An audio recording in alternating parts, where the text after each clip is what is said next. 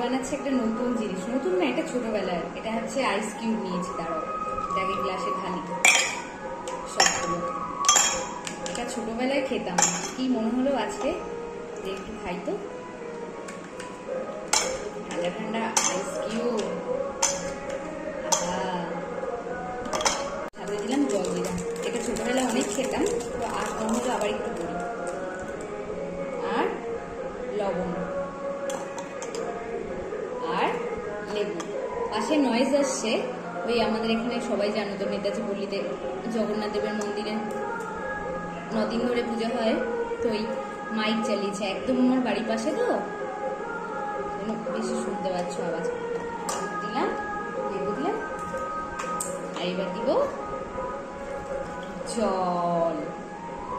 ব্যাস, এটা গুলিয়ে, এবার এটা গুলিয়ে শান্তি মতো। আহা, আমার তো এখনই মনে হচ্ছে সেই হবে খেতে।